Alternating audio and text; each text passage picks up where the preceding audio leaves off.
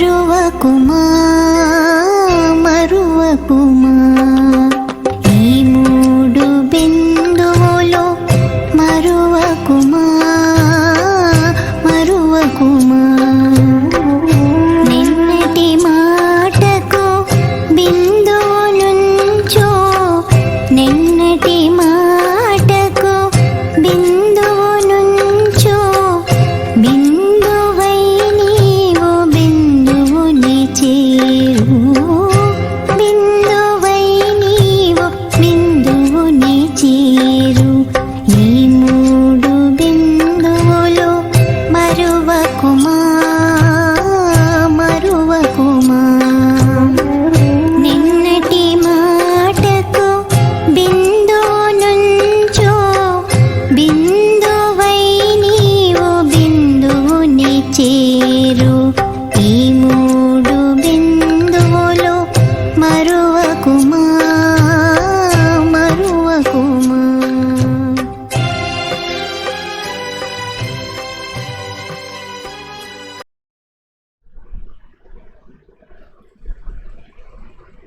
ఈరోజు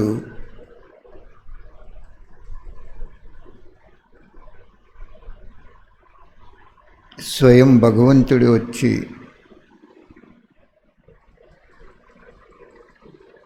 మనకి సౌభాగ్యం జ్ఞానం ద్వారా ప్రసాదిస్తున్నారు అని అనుభవం చేసుకోండి.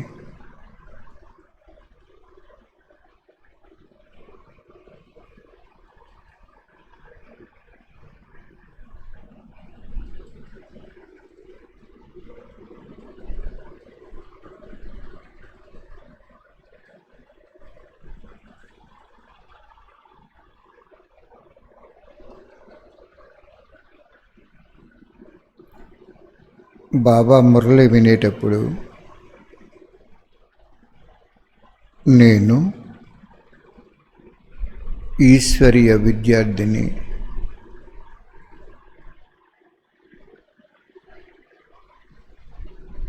ఆత్మరూపంలో ఒక విద్యార్థిని, నేను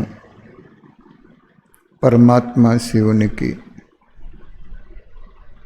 అని అనుభవం చేసుకుని వినండి.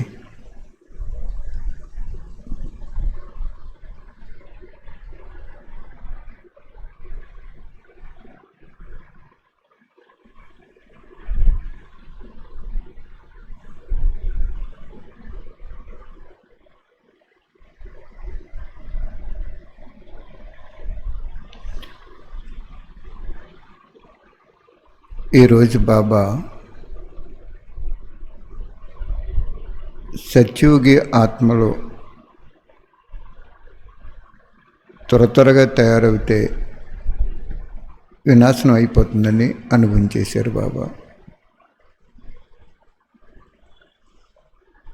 సత్యుగంలో ఎంతమంది ఉంటారు? 16,108 మాలే మెయిన్. ప్రజలు 3 కోట్లు ఉంటారు. అంటే త్రేతాయుగంలోకి వచ్చే వాళ్ళు తయారైపోయారు. ఎందుకంటే ఇంక వాళ్ళు సత్యుగం వచ్చే పురుషార్థం చేయరు. ఎన్ని సంవత్సరాల టైం ఇచ్చినా చేయరు.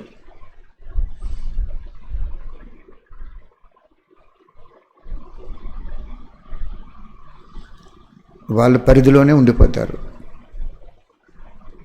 సత్యుగి ఆత్మలు సంపూర్ణ స్థితి వస్తేనే కానీ వినాశనం అవ్వదు. కాబట్టి చక్కగా యోగం 1 గంట పవర్ఫుల్ యోగం చేసుకోండి రోజంతట్లో. అదే ఉదయం 11 గంటలకైనా సాయంత్రం 7 గంటలకైనా. అది అరగంట, ఇది అరగంట. యోగం ఎలా ఉండాలి అంటే లీనమైపోయే స్థితిలో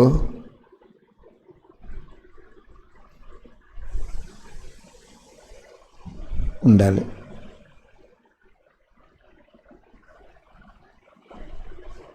ఒకరికి ఒక విధంగా లీనమవుతూ స్థితి అనుభవవుతుంది.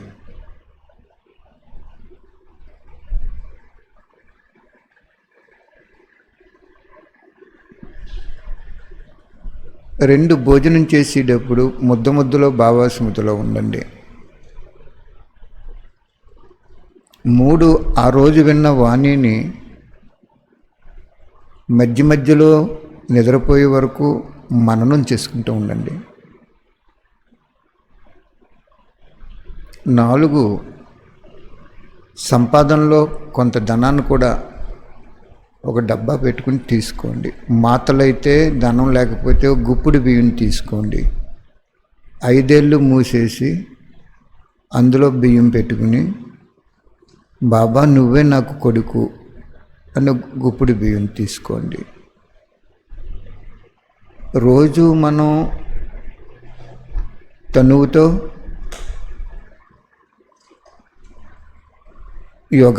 తనువుని యోగానికి కూర్చోబెట్టాలి. కుర్చీలో కూర్చునైనా చేసుకోవచ్చు. మనసుని పరమాత్మ మనసుతో అనుసంధానం చేసుకోవాలి.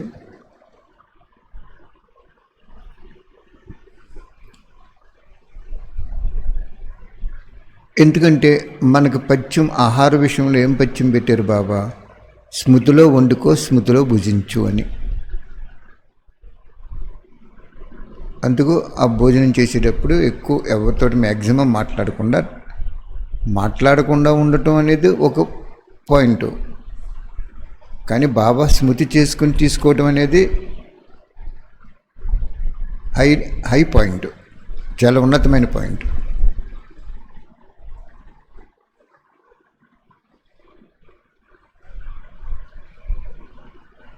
మనసు ఏది ఆలోచించకుండా బాబా గురించి ఆలోచించు స్మృతి చేస్తే మీకు సాయంత్రం వరకు కూడా ఏదో ఒక అలౌకిక అనుభూతి అవుతుంది.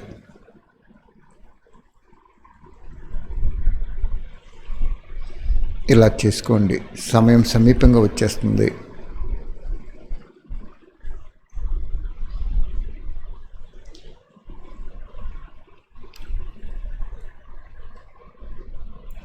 సమయానికి ముందే మనం తయారవ్వాలి.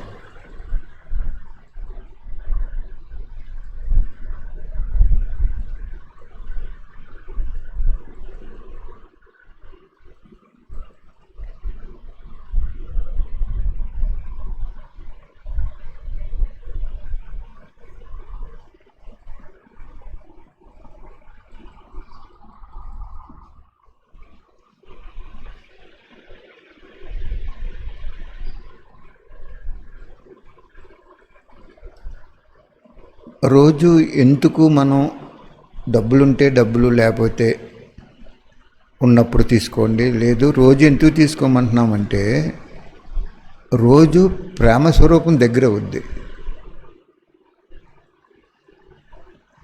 కుచేలుడు ఏం చేశారు? ముక్కుపోయిన అటుకులు కృష్ణుడి దగ్గరికి పట్టుకెళ్ళారు.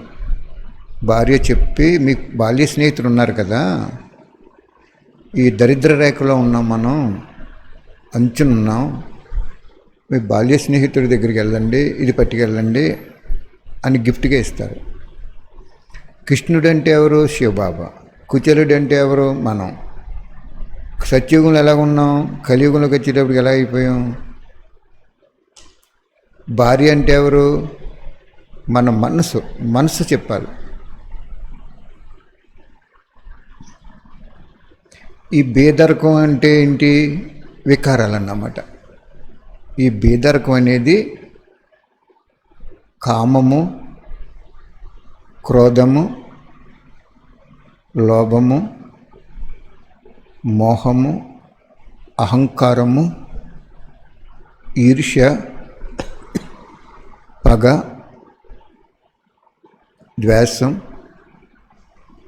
నిర్లక్ష్యం, సోమర్తనం, బద్ధకం, భయం. 12 వికారాలు చెప్పారు బాబా వాణిలో. ఇవన్నీ ఆ కుచేలుడికి పిల్లల కింద మనం ఎక్కువ పిల్లలు ఉన్నట్టు, బేదరికంలో ఉన్నట్టు చూపించారు ఆర్థికంగా. దాని అర్థం ఇదే. ఇవన్నీ మనకి పిల్లలే. భార్య చెప్తుంది, ఎందుకు నువ్వు ఇంత దరిద్ర రేఖ అడుగున ఉన్నావు కదా, శ్రీకృష్ణుడి దగ్గర నీకు బాల్య స్నేహితుడైనా ఆయన దగ్గరికి వెళ్ళి. బాల్య స్నేహితుడంటే శివబాబా ఎప్పుడు వాడు మనకి స్నేహితుడు? 5,000 సంవత్సరాల క్రితం స్నేహితుడు.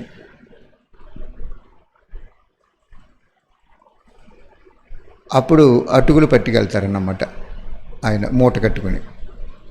కృష్ణుడు ఏం చేస్తారంటే అలా నోట్లో వేసుకోగానే అవి నిజంగా తినడానికి పనిచేయవు, ముక్కుపోని అని చెప్తారు. అంటే భగవంతుడు స్వీకరించడానికి కూడా వీలు లేనటువంటి పదార్థాలు అయిపోయినాయి మనకి ఇక్కడ. స్థూలంగా కాదు, అక్కడ సూక్ష్మం. అలా నోట్లో వేసుకోగానే అక్కడ మహర్షి తయారైపోతాయి. అంటే కృష్ణుడు ఎవరు? శివబాబా. కూర్చోలుడు ఎవరు? మనం. పిల్లలు ఎవరు? ఆర్థికంగా ఇబ్బందులు పడుతున్న పిల్లలు ఎవరు? ఈ వికారాలు. అటుకులేంటి? మనసు. మనసు. భార్య ఎవరు? మనసు. మనసు చెప్పింది. ఏమని చెప్పింది? నీకు అంతిమ జన్మలో ఉన్నాయి, ఏదోటి పట్టుకెళ్ళి భగవంతుడికి ఇవ్వండి. రెండో గుప్పుడు వేసుకోపోతాడు శ్రీకృష్ణుడు. అప్పుడు శ్రీకృష్ణుడి భార్య వచ్చి, నాదా నువ్వు రెండో గుప్పుడు వేసుకుంటే భక్తుడి ఇంటి దగ్గర కాపలాగా వెళ్ళి రుణం తీర్చుకోవాలి అని చెప్తుంది ఆవిడ. అప్పుడు ఆగిపోతాడు ఆయన. అంటే భక్తులు ఇచ్చింది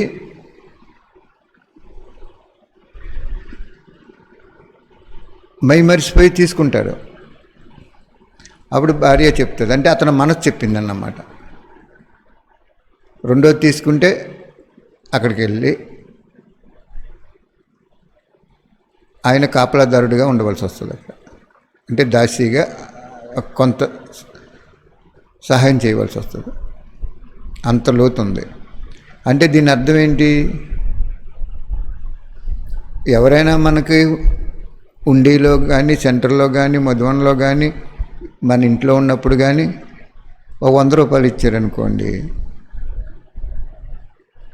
బాబా వాణిలో క్లియర్గా చెప్పారు, ఒక 25% మనం మౌలిక సదుపాయాలకు ఉపయోగించుకోవచ్చు. ఆహారానికి, బట్టకి, ఏదో అవసరమైనటువంటి వస్తు వైభవాలకి. 75% ఏం చేయాలి? సేవ చేయాలి. అంటే ఒక గుప్పుడు వేసుకున్నాడంటే అది వేసుకోవచ్చు ఆయన భాగ్యం ఇవ్వటానికి. అలాగే బాబా పిల్లలు ఇచ్చింది మనం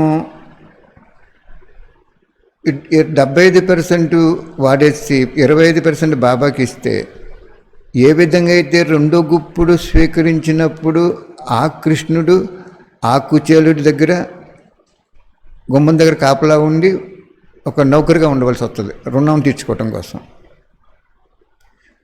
అలా కృష్ణుడికైనా మనకైనా ఒకటే. అంటే శివబాబాకైనా ఒకటే, మనకైనా ఒకటే.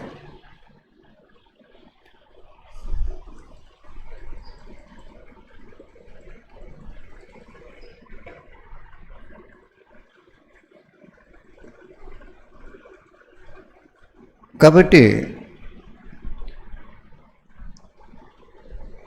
మనం కూడా బాబా పేరు మీద వచ్చినటువంటి ధనాన్ని 25% వరకు మౌలిక సదుపాయాలకి ఉపయోగించడానికి హక్కు ఉంది. వాణిలో డిక్లరేషన్ ఉంది. ఇది ఏం చెప్తారంటే బాబా అక్కడ చాలామంది గీతా పాఠశాల, బాబా పిల్లలు గీతా పాఠశాలలు ఓపెన్ చేసుకుంటున్నారు, పుణ్యాత్ములు అవుతున్నారు. కానీ కొంత సమయం దాటిన తర్వాత గీతా పాఠశాలను కూడా స్వయం విశ్రాంతి కోసం, కుటుంబ పోషణ కోసం ఉపయోగించుకుంటున్నారు. అది చాలా తప్పని చెప్పారు బాబా. మీకు ఎల్లిగొల్ది ఇంకా మంచి మంచి వాణిలు వస్తాయని అదే చెప్తున్నాను మీకు. ఈరోజు ఎందుకు చెప్తున్నాడంటే ఒక సబ్జెక్టు క్లారిటీ కోసం చెప్తున్నాడు.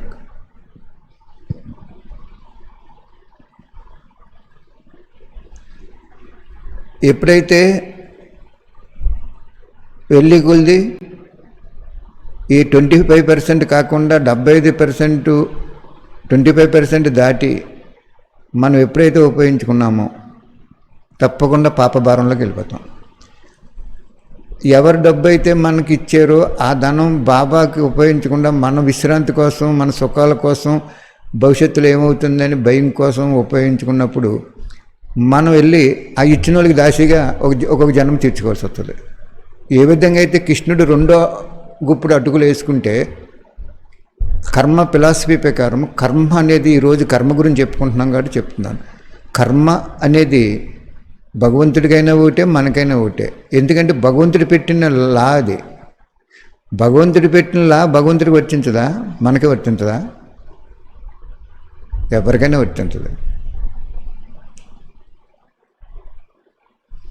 కాబట్టి ఆ రెండో గుప్పుడు వేసుకోనివ్వదు.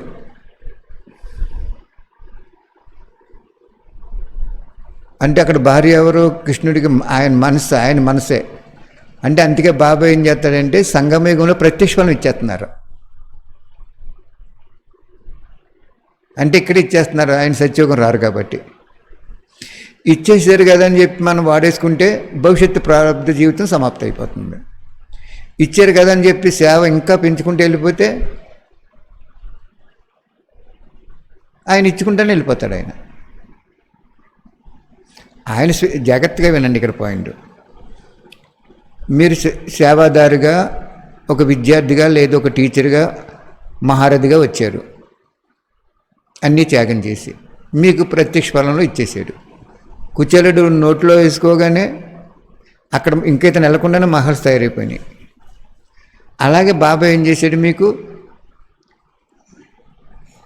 జనాన్ని ఇచ్చాడు, అంటే పరివారాన్ని ఇచ్చాడు, ధనాన్ని ఇచ్చాడు, గౌరవం ఇచ్చారు, దాది దీది అని కూడా అన్నారు. లక్ష్మక్కని ఏమనేవారు? ఫస్ట్లో లక్ష్మక్కయ్య అనేవారు, తర్వాత వీళ్ళ కష్టాలు ఆవిడకి చెప్పుకునేవారు. ఆవిడ జ్ఞానయుక్తంగా 4 వాక్యాలు చెప్పేసేది, అప్పుడు మమ్మీ అనేవారు. అంటే అలా గ్రేడ్ పెరుగుతుంది బాబా పిల్లలు అవగానే. ఆ పెరిగినప్పుడు ఇక్కడ చెప్తున్న టెక్నికల్ పాయింట్, ఆ పెరిగినప్పుడు నీకు 25% వరకే నీకు హక్కు ఉంది. అసలు చెప్పాలంటే మొత్తం ఫుల్ బాబాకి ఇచ్చుకోవాలి. కానీ ఒక్కోసారి వాణిలో హై స్టేజ్లో చెప్తారు, ఒక వాణిలో కొంచెం లో స్టేజ్లో చెప్తారు బాబా. హై స్టేజ్లో ఎందుకు చెప్తారు? కొంతమంది అంత హై స్టేజ్లోకి వెళ్ళిపోతారు. లో స్టేజ్లోకి ఎందుకు చెప్తారు? కొంతమంది అది చేయలేక, ఇది చేయలేక బాధపడతారేమో అని దయాహృదయంతో ఈ స్టేజ్లో ఉండంటారు బాబా. ప్యాసింజర్ ట్రైన్ ఎందుకు వేస్తారు? డబ్బులు లేని వాళ్ళు ఎక్కడానికి. సూపర్ ఫాస్ట్ ట్రైన్ ఎందుకు వేస్తారు? డబ్బులు ఉన్న వాళ్ళు ఎక్కడానికి. రెండు గమ్యం చేరుతాయి, కొంచెం లేట్ అవుతాయి అంతే.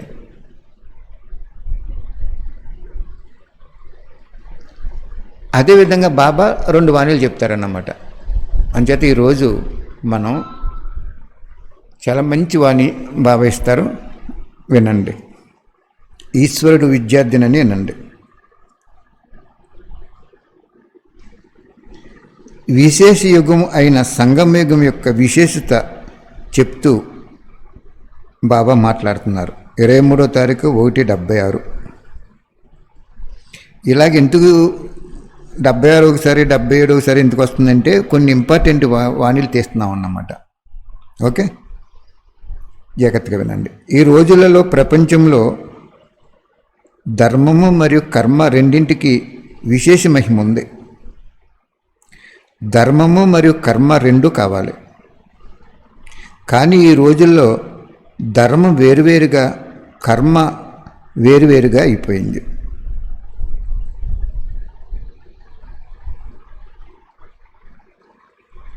కర్మవారు ఏమంటున్నారు? ధర్మ విషయాలు చేయకండి, కర్మ చేయండి అని. మరియు ధర్మంగా ఉన్నవారు ఏం చెప్తున్నారు? మేము కర్మ సన్యాసులమని. కానీ సంగమయుగంలో బ్రాహ్మణుల ధర్మము మరియు కర్మ 2 కలిసి చేయాలి.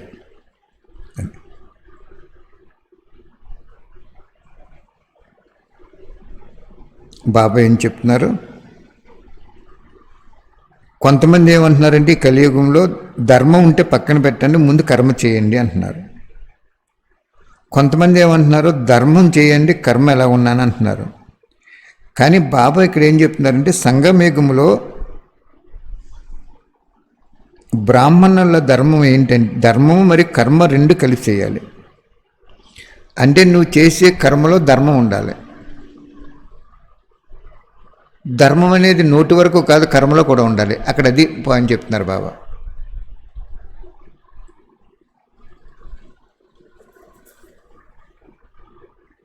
ఇప్పుడు నోటితో చెప్తాం తల్లివి తండ్రివి నీవే, నాయన్నీ నీవే అని, అది ధర్మం చెప్పాం. కానీ కర్మలోకి అన్నీ ఇచ్చామో బాబాకి? ఇచ్చేటప్పటికేమో ఇవ్వం, చెప్పేటప్పటికి అన్నీ చెప్తాం. అది ఇక్కడ బాబా చెప్తున్నారు. చెప్పటం ఒకేలాగా ఉండాలి, ఇవ్వటం కూడా ఒకేలాగా ఉండాలి.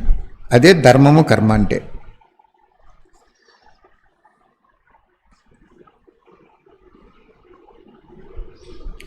సంగమయుగంలో బ్రాహ్మణుల ధర్మము మరియు కర్మ రెండు కలిసి చేస్తారు. కాబట్టి రోజంతట్లో కర్మ ధర్మం రెండు కలిసి ఉన్నాయా? ధర్మం అంటే ఏంటి అడుగుతున్నారు బాబా. ధర్మము అంటే దివ్య గుణాల ధారణ. ధర్మము అంటే ఇక్కడ చెప్పారు చూడండి, మనం ఏదో ధర్మం చేస్తాం ఇతరులకి, కానీ ఇక్కడ బాబా టెక్నికల్గా ఏం చెప్తున్నారంటే ధర్మం అంటే ధారణ అని. ఏం ధారణ? దివ్య గుణాల ధారణ. అన్ని రకాల ధారణలు జ్ఞానస్వరూపం యొక్క దివ్య గుణాల యొక్క స్మృతి స్వరూపం యొక్క గుణాలు అన్నీ ధారణ చేయాలి. ఏదో ఒక ధారణ ఉండాలి, దానినే ధర్మం అంటారు. మనం ధర్మం ఏంటి? జ్ఞానం వింటున్నాం, ఆ స్వరూపంగా ఉండాలి, ప్రయోగం చేయాలి. దివ్య గుణాల యొక్క స్మృతి స్వరూపం యొక్క గుణాలు అన్నీ ధారణ చేయాలి. ఏదో ఒక ధారణ ఉండాలి, దాన్నే ధర్మం అంటారు. బ్రాహ్మణాత్మలైన మనకి తప్పకుండా ఏదో ఒక దివ్య గుణాలైనా ఉండాలి, లేదా జ్ఞాన స్వరూపంలో ఉండాలి. ఏదో ఒక గుణం బాబా నేర్పిన ఖజానాల్లో ఏదో ఒకటి మనకి ఉండాలి. అదే ధర్మం అంటున్నారు బాబా. కాబట్టి మొత్తం రోజంతటిలో ఎటువంటి బాధ్యత అయినా, స్థూల కర్మైనా సాధారణ కర్మైనా కానీ ప్రతి కర్మలో ధారణ అంటే ధర్మం మరియు కర్మ రెండు కలిసి ఉన్నాయా అని అడుగుతున్నారు బాబా. ఇందాక చెప్పాను కదా మీకు, కర్మ వేరు ధర్మ వేరు. ద్వాపరయుగం నుంచి అంటే రెండు ఇడిపోయినాయి. సత్యంగా ఉన్న వాళ్ళు వేరు, అసత్యంగా ఉన్న వాళ్ళు వేరు. కానీ సత్యత్యాగాలు రెండు కలిసి ఉంటాయి. అందుకు ఇక్కడ బాబా ఏమంటున్నారు, నువ్వు కర్మ చేస్తున్నావు, దాంట్లో ధర్మం ఉండాలి, అంటే ధారణ ఉండాలి. ఇందాక చెప్పాను కదా మీకు, 100 రూపాయలు ఎవరైనా ఇచ్చినప్పుడు 25 రూపాయలు మనకు పాలకి ఆహారానికి దాన్ని మౌలిక సదుపాయాలు అంటారు, అట్లకి ఉపయోగించుకోవచ్చు. 75 రూపాయలు కూడా in order to expansion of service అని చెప్పారు బాబా. సేవను వృద్ధి చేయటానికి ఇచ్చారు, ఎవరొకరి ద్వారా బాబా ఇచ్చారు. అలా చేయకుండా 75 రూపాయలు మనం దాచేసుకుని మనం సుఖం కోసం 25% బాబాకి ఏదో సేవ చేసామనుకోండి, శివరాత్రికో ఏదైనా జ్యోతిర్లింగాలు పెట్టినప్పుడు ఇంకొత్తప్పుడు ఎందుకులే, ఇటువంటి ప్రోగ్రామ్స్ కృష్ణాష్టమికి ఇటువంటి చేసామనుకోండి, రెగ్యులర్గా సేవ లేదు, రెగ్యులర్గా ఖర్చు పెడతలేదు మనకు వచ్చిందన్నాన్ని. కాబట్టి బాబా ఇక్కడ ఏం చెప్తున్నారు, నీకు చేయలేనప్పుడు, ఆ 75% చేయలేనప్పుడు ఎవరైతే నీకు ఇచ్చారో బాబా అని ఇస్తారు. బాబా కార్యం ఇది, భగవంతుడి కార్యం మనం చేయలేము, వీళ్ళు చేస్తున్నారు, మనకి ఖాళీ లేదు, మనం సంపాదించుకుని వీళ్ళకి నెలకి దాన్ని ఇస్తే వీళ్ళు ఖర్చు పెడతారు, భగవంతుడి కానీ ఇస్తారు వాళ్ళు. మీరు తీసుకోండి, తీసుకుని కర్మ చేసేటప్పుడు ధర్మం ఆలోచించండి. 100 రూపాయలు ఇచ్చినటువంటి ఈ ఆత్మ, ఉండిలో వచ్చినటువంటి ధనం 25% వరకే మనకి ఉపయోగించుకోవాలి. 75% బాబాని ప్రత్యక్షం చేయడానికి ఉపయోగించాలి అనేటువంటి ధారణ స్వరూపంలో మీరు కర్మ చేయండి అని ఎగ్జాంపుల్ చెప్తున్నారు బాబా. బాబా ఎగ్జాంపుల్స్ తక్కువ చెప్తారు, పవర్ఫుల్ పాయింట్స్ చెప్పేసి వెళ్ళిపోతారు. కానీ మనం ఈ లోకంలో ఎగ్జాంపుల్ లేకపోతే మనం ఎగ్జామినేషన్లో పాస్ అవ్వం. ఎగ్జాంపుల్ లేకపోతే ఎగ్జామినేషన్లో పాస్ అవ్వం.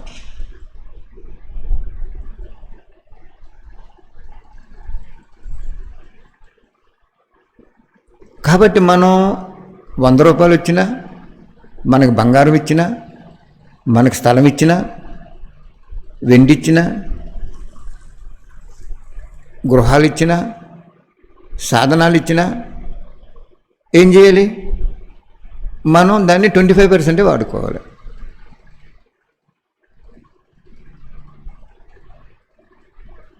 అప్పుడే బాబా అంటున్నారు కర్మలో ధర్మం ఉన్నట్టు. లేకపోతే కర్మ వేరైపోయింది, ధర్మ వేరైపోయింది. నువ్వు సత్యయుగం కర్మ ధర్మ వేరైపోయిన యుగం ఎక్కడ? ద్వాపరయుగం. అంటే నువ్వు ద్వాపరయుగంలో జన్మ తీసుకుంటావు. ద్వాపరయుగంలో జన్మ తీసుకోవడానికి వాణిలో ఏం చెప్పారు బాబా? ఒక్కరోజు జ్ఞానంలోకి వచ్చినా 3 నెలలు స్వర్గం వస్తారన్నారు.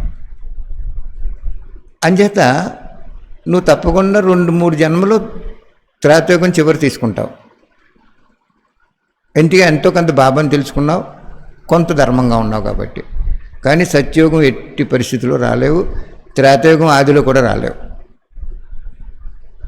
ఆ 2-3 జన్మలు తీసుకుని ఇంకక్కడి నుంచి భక్తి మార్గంలోకి వెళ్ళిపోతావు. అది ఇక్కడ బాబా చెప్తున్నారు. కర్మలో ధర్మం ఉండాలి, ధర్మంలో కర్మ ఉండాలి. కర్మ చేయాలి, ధర్మం ఉండాలి. ఓకే. అందుకే బాబా ఒక వాణిలో చెప్తాడు, నువ్వు లౌకిక జీవితంలో ఉంటూ అలౌకికానికి నువ్వు అర్పణ చేస్తే నువ్వు సమర్పణ అయిపోయినట్టు జమ అయిపోతుంది అన్నారు బాబా. ఇది ఒక వాణి వస్తుంది ముందు ముందు, చాలా బ్యూటిఫుల్గా ఉంటుంది అన్నమాట అండి. అస్సలు ఎంత గొప్పగా చెప్పారంటే బాబా, అంత గొప్పగా చెప్పారు. దాన్ని పట్టుకొచ్చి ఇక్కడ పెడితే ఇది లేట్ అయిపోద్ది. ముందు ముందు మీరు కనివిని ఎరుగని వాణీలు వింటారో బాబా చెప్పిస్తారు. ఇప్పుడు కూడా అంత గొప్ప వాణీలు ఇవి. భగవంతుడు చెప్పేటువంటి వాణికి మనం విలువ కట్టలేము, స్థూలంగా కట్టలేం. మనసు ఉప్పొంగుతమే విలువ కడతాం. మనం వినేటప్పుడు మనసు ఉప్పొంగిందనుకోండి, చాలా విలువ ఇచ్చేసినట్టు బాబాకి. జ్ఞానానికి గ్లాని చేయకుండా విలువ ఇచ్చేసినట్టు అయిపోతాం మనం. కాబట్టి బాబా చెప్తున్నారు, ఏదొక ధారణ ఉండాలి. దివ్య గుణాలైనా ఉండాలి, స్మృతి స్వరూపమైనా ఉండాలి, ఏదొక ధారణ ఉండాలి. దాన్నే ధర్మం అంటారు. కాబట్టి మొత్తం రోజంతట్లో ఎటువంటి బాధ్యత కల పని అయినా, స్థూల కర్మ అయినా, సాధారణ కర్మ అయినా కానీ ప్రతి కర్మలో ధారణ అంటే ధర్మము మరియు కర్మ 2 కలిసి ఉన్నాయా అని పరిశీలించుకోండి. ఎక్కువ మంది యొక్క ఫలితం ఏమిటి బాబా చూశారు ఆ రోజు? ఒక వరలో 2 కత్తులు ఇమడవు కదా, ఒక చేతిలో 2 లడ్డూలు ఉండవు కదా, ఉండవంటారు కదా. కానీ సంగమయుగంలో అసంభవము సంభవం అయిపోతుంది. ఇక్కడ ఒకే సమయంలో 2 విషయాలు వెనువెంట ఉండాలి. ధర్మం కూడా ఉండాలి, కర్మ కూడా ఉండాలి. ఇప్పుడు మనం కలియుగంలో ఏమంటారు, నేను ధర్మంగా నడుచుకుంటే నేను అనేవాళ్ళు కూడా ఉంటారు. కానీ ధర్మము మనల్ని రక్షించదన్నది తెలీదు. అవన్నీ ఎలా ఉన్నా కానీ ఇక్కడ బాబా సంగమయుగం విషయం చెప్తున్నారు. బాబా సంగమంలో అసంభవము సంభవం అయిపోతుంది. నువ్వు ఎప్పుడైతే కర్మలో ధర్మంగా నడుచుకున్నావో నీకు ఇంకా అసంభవం అనేది ఏది ఉండదు. ఇప్పుడు తిరుపతి వెంకటేశ్వర స్వామి టెంపుల్ ఉంది. ఉచితంగా పైకి వెళ్ళడానికి బస్సు ఉంటుంది, భోజనం పెడతారు, సత్రం ఇస్తారు, రూములు ఇస్తారు, ఉచిత దర్శనం ఇస్తారు. ఏమి అడగట్లేదు ఇంతి అంతి అని. కానీ ఉండిలో కోట్లు వచ్చేస్తున్నాయి. అంటే అక్కడ ఇంకా ఆ భక్తిలో కూడా ధర్మం ఉంది. మరి బ్రహ్మబాబా మమ్మ ఉన్నప్పుడు మిలనాలకి ఏమి విధమైనటువంటి పొజిషన్ ఉండేది కాదు. కాబట్టి ఎప్పుడూ కూడా మన మనసు చెప్తుంది ఈ కార్యంలో ఇలా చేయకపోతే అలా నష్టమవుతుందేమో అని. అది నీ మనసు చెప్పింది అక్కడ, నీ స్వభావం చెప్పింది అక్కడ, నీ సంస్కారం చెప్పింది అక్కడ. బాబా శ్రీమతం చెప్పలేదు అక్కడ.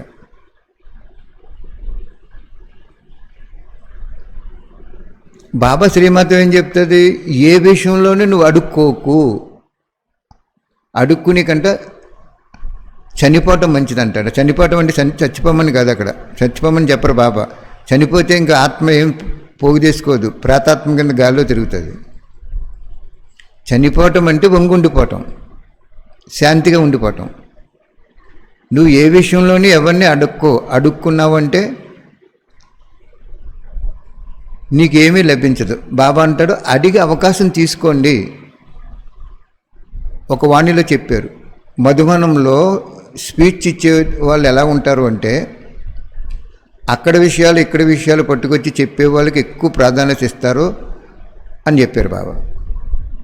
కొంతమందికి ఏమనిపించదు, మధువనంలో కూడా నేను పాట పాడాలి, లేకపోతే స్పీచ్ ఇవ్వాలి, లేదో చేయాలి, వాణి చెప్పాలి అనుకుంటారు. మీరు సత్యమే, మీకు ఛాన్స్ రాలేనప్పుడు అడిగేవనుకో, అడిగారు కదా అని అవకాశం ఇస్తే బాబా ఏమన్నాడంటే మార్కులు కట్ అయిపోతాయి అన్నాడు. నీకు ఇంక మార్కులు ఏముండవు. అంచేత ప్రతిదానికి అడిగి అవకాశం తీసుకోకూడదు, బాబా లెక్కది. అందుకే నేను మాతలకైనా, అన్నయ్యలకైనా, అక్కలకైనా, కుమారులకైనా, టీచర్స్కైనా, ఎవరికైనా ఏం చెప్తున్నాను అంటే ఎవరిని ఏది అడగండి. మీరు ఈ లాక్డౌన్లో ఈ సూత్రం పాటింటే అద్భుతమైనటువంటి ఫలితాలు, భగవంతుడు అద్భుతమైన దృష్టి మీకు ఇచ్చి విశ్వ కళ్యాణం చేయించేస్తాడు. మీరు ఏ విషయంలో కూడా ఎవరిని అడగొద్దు, బాబాని అడగండి. ఆయన దాత గుణం గలవాడు, సర్వజ్ఞుడు, అన్ని శక్తులు, అన్ని ఖజానాలు ఉన్నాయి. బాబాకి ఇవ్వండి, బాబాని అడగండి, అంతే. ఆటోమేటిక్గా మీకు అన్నీ లభించేస్తాయి. అది బాబా చెప్తున్నారు. ఇక్కడ సంగమయుగంలో అసంభవం సంభవం అయిపోద్ది నీకు. అసంభవం అనుకునేది సంభవం అయిపోద్ది నీకు. మనమేమనుకుంటాం, అడిగితేనే కానీ ఎలాగిస్తారనుకుంటాం. అడిగితే ఇచ్చే తండ్రి కాదని చెప్పాడు ఆయన. నువ్వు ఆయన అడిగితేనే ఇవ్వట్లేనప్పుడు నువ్వు ఇంకొకరిని అడిగినప్పుడు ఇంక ఆయన ఏమిస్తాడు? ఆయన పక్కనెట్టేసి నువ్వు ఇంకొకరిని అడిగినప్పుడు నీకేమిస్తాడు? అడిగితే ఇచ్చే తండ్రిని కాదు, అడుగేస్తే ఇచ్చే తండ్రిని అన్నాడు. ఆయన అడిగితేనే ఇవ్వట్లేనప్పుడు ఇంకొకరిని అడిగితే ఇంక ఆయన ఏమిస్తాడు మనకి?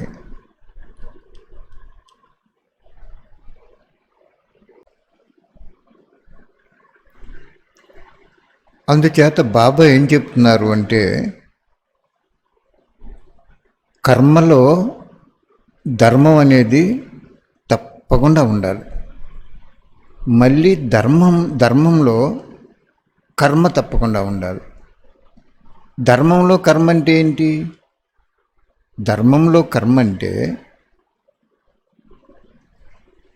మనం బాబా ఏం చెప్తారు, మీరు జ్ఞానదానాన్నే పంచిపెట్టుకుంటే వెళ్ళండి,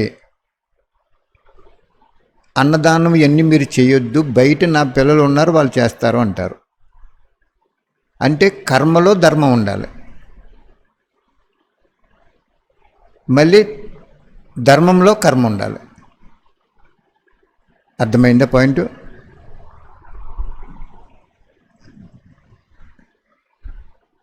మనకి అన్నదానం చేయవసరం లేదు, మీరు జ్ఞానదానం చేస్తే వాళ్ళకి ప్రతి జన్మలో అన్నం లభిస్తుంది అంటారు బాబా మనకి. అంటే అక్కడ ఏమైంది, కర్మ చేయి కానీ అందరూ ధర్మాన్ని ఆలోచించి చేయని చెప్పారు బాబా.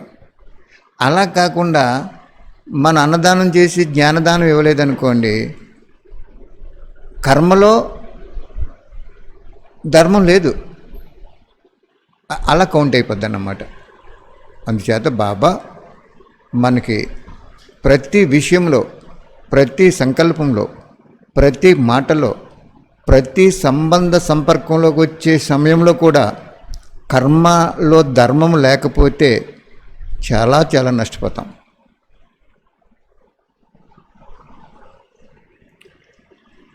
చెప్పాను కదా మీకు, ఒక ఆత్మ బాబాకి ఎక్కువ అమౌంట్ ఇచ్చుకోవడానికి నిర్ణయించుకున్నారు. నాకు ఫోన్ చేశారు, నేను మనసులో పెట్టుకున్నాను, సరే పంపిస్తారు కదా అనుకున్నాను. వారికి అంతలోకి కరోనా ఉండి ఇంటి దగ్గరే ట్రీట్ చేసుకున్నారు. నాకు ఫోన్ చేస్తే తగ్గిపోయింది. బాబా దయ వలన, బాబా ఆశీస్సుల వలన ఆ ఆత్మకి పూర్తిగా తగ్గించేశారు బాబా. అప్పుడు ఈ అమౌంట్ పంపిస్తాను అన్నారు. కొంచెం లేటు, కొన్ని కారణాల వల్ల బ్యాంకుకి వెళ్ళినా చేయటం చేతకాక కొన్ని కారణాల వల్ల లేట్ అయింది. నాకు ఎప్పుడు కూడా ఎలా ఉంటుందంటే, ఎవరైనా ఇస్తానన్నప్పుడు అది వెంటనే ఇచ్చే తక్షణమే చేసింది మహాభాగ్యం అంటారు అని చెప్పి నేను వారికి ఆ విధంగా ప్రోత్సహించాలని అనిపిస్తుంది.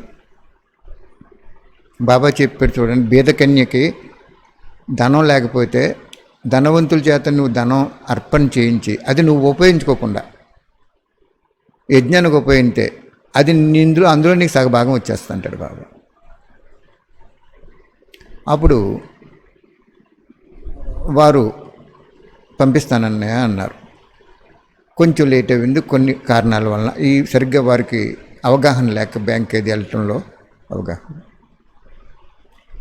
నాకు ఏమవుతుంది,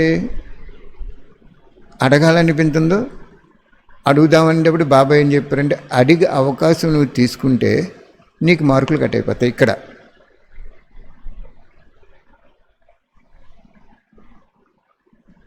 అని బాబా అనుభవం చేశారు. అడగటం ఆగిపోయింది. ఆగిపోయేటప్పటికి 4 రోజుల్లో వారు పంపించేశారు. ఈ 4 రోజుల్లో మనం కంగారు పడేమనుకోండి, అక్కడ ప్రేరణ ఇవ్వటం ధర్మమే, కానీ ఆ ప్రేరణ కూడా ఫ్రీక్వెంట్గా ఇచ్చేయటం కూడా అడుక్కునేలాగా వచ్చేస్తుంది. అది అడిగే అవకాశం తీసుకునేలాగా వచ్చేస్తుంది. వారు వేసుకుంటే వారి భాగ్యం, మనం వేసుకుంటే మనకు భాగ్యం కదా. అంచేత ఇక్కడ ఎందుకు ఈ ఉదాహరణ నేను చెప్పాను అంటే, బాబా ఎన్ని యాంగిల్ ఆలోచించాను అంటే,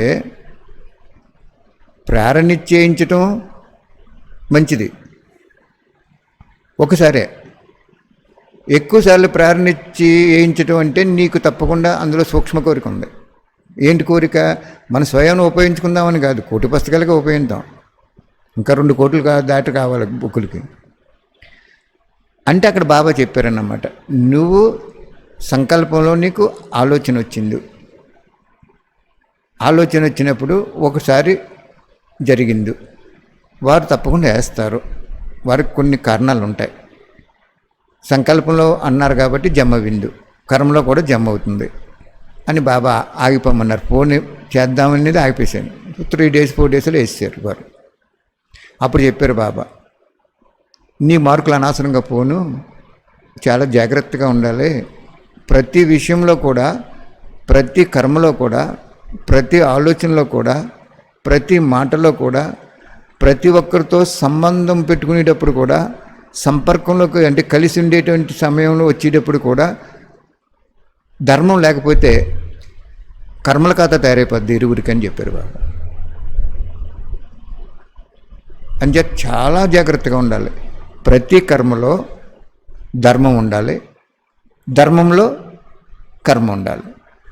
అది చాలా డీప్గా చెప్పొస్తున్నారు బాబా ఇక్కడ పాయింట్స్.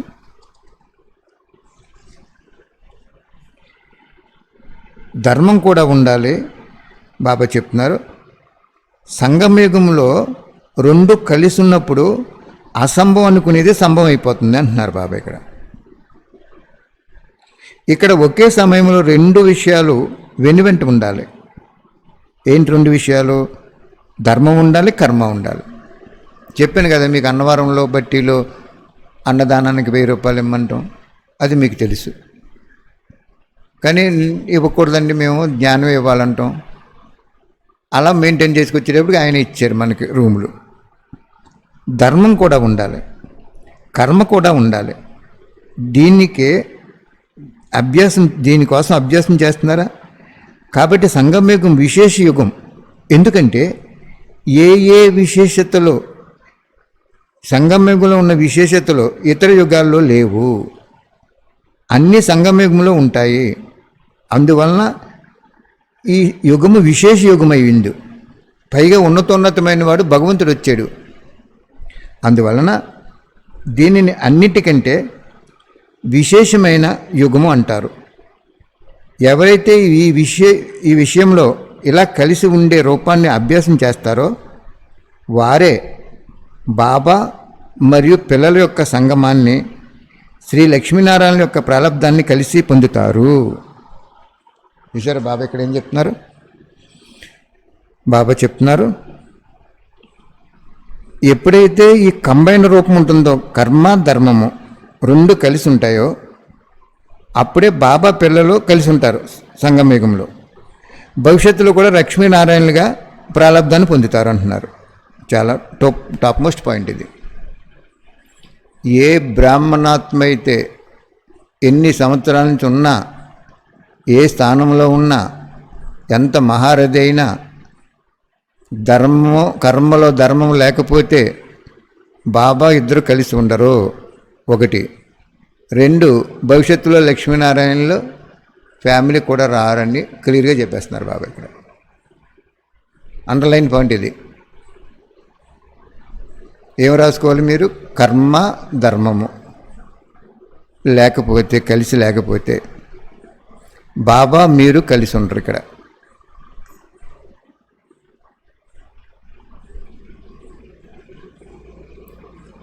భవిష్యత్తులో కూడా లక్ష్మీనారాయణల కుటుంబంలో కూడా రారు అని క్లియర్గా చెప్పేశారు బాబా ఇక్కడ.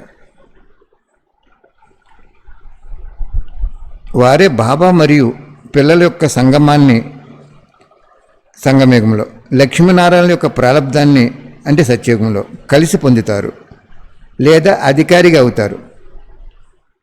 అంటే ఆ కుటుంబంలోకి వెళ్తారు, లేదా లక్ష్మీనారాయణ కూడా అయిపోతారు. 2 లక్ష్మీనారాయణ అవ్వచ్చు. అభ్యాసంలోనే ఉన్నారా అడుగుతున్నారు బాబా. 2 కలిసి ఉండే రూపం వస్తుందా? అప్పుడే శ్రీ లక్ష్మీనారాయణ యొక్క ప్రాలబ్ధాన్ని ధారణ చేయగలరు.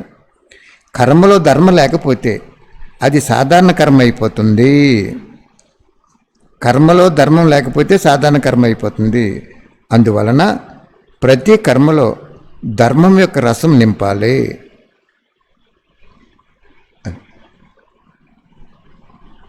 ప్రతి కర్మలో ధర్మం ఎక్కడుంది? బాబా చెప్పాడు శ్రీమతం, అదే ధర్మం. ధర్మం అంటే ఏంటన్నారు? శ్రీమతాన్ని ధారణ చేయటమే ధర్మం, దివ్య గుణాలు ధారణ చేయటమే ధర్మం అని చెప్పారు బాబా. ఇది పరిశీలించుకోవాలి. ధర్మము కర్మ వెనువెంట ఉన్నాయా అని.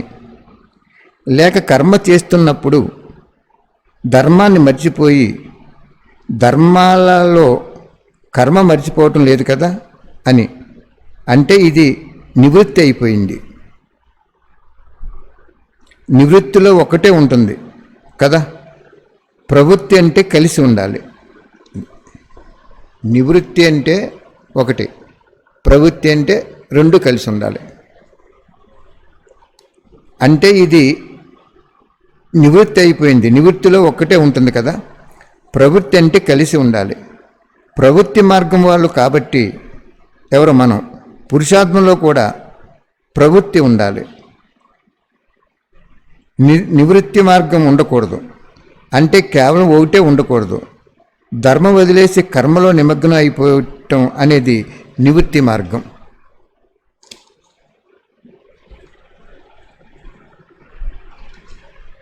మార్గం కాబట్టి సదా ప్రవృత్తి మార్గంలో ఉండే అభ్యాసం అందరికీ సంపన్నం అయితే సమయం కూడా సంపన్నం అయిపోతుంది. చాలా బాగా చెప్పారు బాబా. ఇక్కడ మాతలను ఎక్కడ కూర్చోబెట్టారు? కుటుంబంలో కూర్చోబెట్టారు. కన్యలు ఎక్కడ కూర్చోబెట్టారు? సెంటర్లో కూర్చోబెట్టారు. అక్కడ వాళ్ళైనా ఇక్కడ వాళ్ళైనా ప్రతి కర్మలో ధర్మం ఉండాలంటున్నారు బాబా. అటువంటి కర్మలో ధర్మం లేకుండా నువ్వు కర్మ చేస్తే నువ్వు నేను కలిసి ఉండవని చెప్పారు. ఇద్దరు కూడా సంగమేగంలో లవలేని అవ్వలేరని చెప్తున్నారు బాబా. ఇంకోటి ఏం చెప్తున్నారు? లక్ష్మీనారాయణలు అవ్వలేరు అంటున్నారు. ఇంకోటి ఏం చెప్తున్నారు? కనీసం అక్కడ రాజ్య పదవి పొందలేరు, రాజ్య కుటుంబంలో కూడా వెళ్ళలేరని చెప్తున్నారు. అర్థమైందా? మరి ఎంతమంది వచ్చారు ఇలాగా? కర్మ ధర్మం కలిసి చేసిన వాళ్ళు 8 మంది వచ్చారు. లక్ష్మీనారాయణ కంబైన్గా చూస్తే 16 మంది వచ్చారు. మిగిలిన వాళ్ళు కొంచెం మార్కులు తగ్గినాయి. అంటే మొత్తం మీద 16,108 మాలే ఆ ఫ్యామిలీలోకి వచ్చారు కదా. మరి ఇక్కడ బాబాయ్ ఎంత మంచి పాయింట్ చెప్తున్నారు చూడండి. సంగమ యుగము చాలా విశేషమైన యుగము. ఏ యుగంలోని ఇంత విశేషత లేవు. అది భగవంతుడే రారు. ఒకటి, ఈ సంగమ యుగంలో నువ్వు కర్మలో ధర్మం లేకపోతే ఏమవుతుంది అంటే నువ్వు నేను కలిసి ఉండలేము. ఏం చేతంటే పాపం ఉన్న చోట బాబా ఉండరు. కర్మలో ధర్మం లేకపోతే పాపం తయారైపోద్ది. చూసారు ఎంత లింక్ పాయింట్స్ ఇవన్నీ. ఇక్కడ సంగమయుగంలో నువ్వు నాతో కలిసి లేకపోతే సత్యయుగంలో లక్ష్మీనారాయణ ఫ్యామిలీ, లక్ష్మీనారాయణలో 8 మంది ఉన్నారు. వాళ్ళు అందులోకి రాలేవు అంటున్నాడు. అందులోకి రాలేవు, వాళ్ళ ఫ్యామిలీలో కూడా రాలేవు. రాజ్య పదవి ఉండదు. ఇంకోటి ఏం చెప్పారు? బాంధవ్య పదవి కూడా, బాంధవ్య సంబంధం కూడా ఉండదు. ఎక్కడికి వెళ్ళిపోతావు అంటే నువ్వు బయట ప్రజల్లోకి వెళ్ళిపోతావు, లేకపోతే దాసీలోకి వెళ్ళిపోతావు. ఇంకా ఉన్నారు కదా, ఆ గ్రూప్లోకి వెళ్ళిపోతావు అంటున్నారు బాబా. ఎంత గొప్ప అద్భుతమైన సీక్రెట్ చెప్పారు చూడండి బాబా. ఇప్పుడు మనం ఏది చేసినా మధ్యస్థంగా ఉండాలంటారు. ఏంటి? నువ్వు బట్టలు కొనుక్కోవాలన్నా మధ్యస్థం, ఇల్లు కట్టుకోవాలన్నా మధ్యస్థం, ఒక వస్తువు కొనుక్కోవాలన్నా మధ్యస్థం.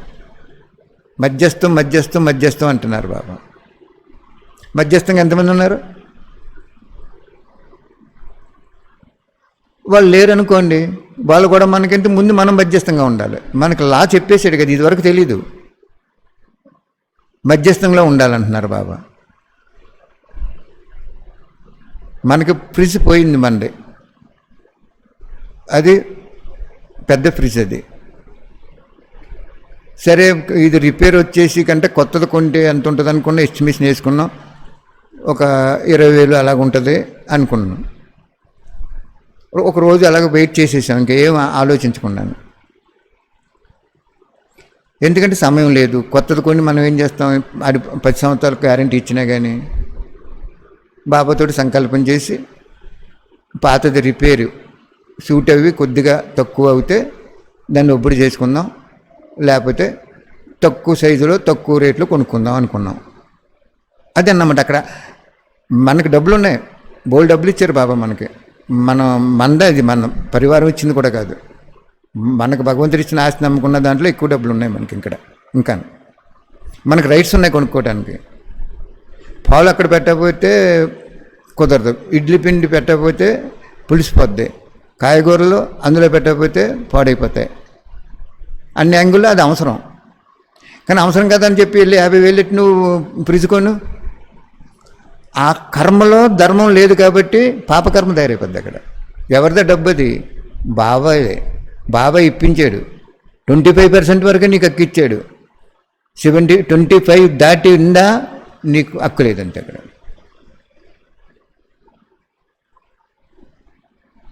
ఇప్పుడు వృద్ధులు, ముసలి వాళ్ళు ట్రైన్లో వెళ్తే వాళ్ళకు 25% కన్సెషన్ ఇస్తారు. ఆ టికెట్ ఆయన ఇంకా బాగా ముసలుగా ఉన్నావయ్యా నీకు 30% ఇస్తానంటే ఒప్పుకుంటారేంటి? గవర్నమెంట్ ఒప్పుకోదు, నీ జేబులో చేసుకుంటారు. అలాగే ప్రతి కర్మలో ధర్మం చెప్పారు బాబా. అనాది నియమాలే ధర్మం. అది ఇక్కడ బాబా చాలా స్పెసిఫై చేస్తున్నారు.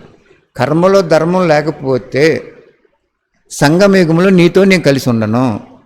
ఒకవేళ నువ్వు కలాలని నన్ను అనుకున్నా నీ కర్మ నేను చాలా సంపూర్ణమైనటువంటి పవిత్రుని కాబట్టి నీ వికర్మ నన్ను కలనివ్వదు. టాప్ మోస్ట్ పాయింట్ అన్నమాట అండి.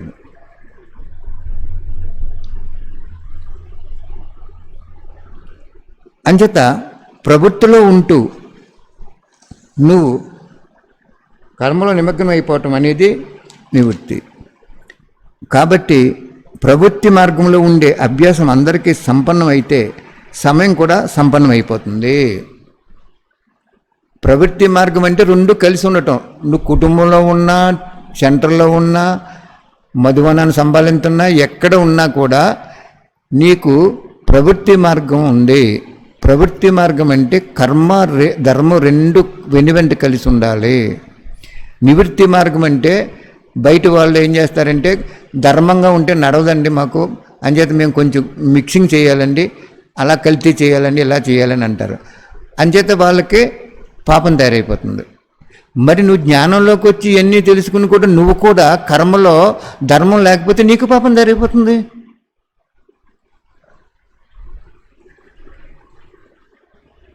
బాబా చెప్తున్నారు అది. నిప్పు మనం అక్కడ ఒక నిప్పు రవ్వ పెట్టాం, చంటి పిల్లవాడు పాకుతూ వెళ్ళి ఎర్రగా ఉందని చేయి పట్టుకున్నాడు అనుకోని కాలిపోద్ది అది. అయ్యో పిల్లవాడు అతనికి ఏమీ తెలియదు, ఇప్పుడే పాకటం నేర్చుకున్నాడు, ఇది ముట్టుకున్నాడు అని అదే కాలటం ఆగిపోద్దా? అంచేత ధర్మం అనేది లౌకిక ఆత్మలకైనా ఒకటే, అలౌకిక ఆత్మలకైనా ఒకటే. లౌకిక ఆత్మలకు తెలియదు, జ్ఞానం చెప్పేటువంటి వాడు లేడు.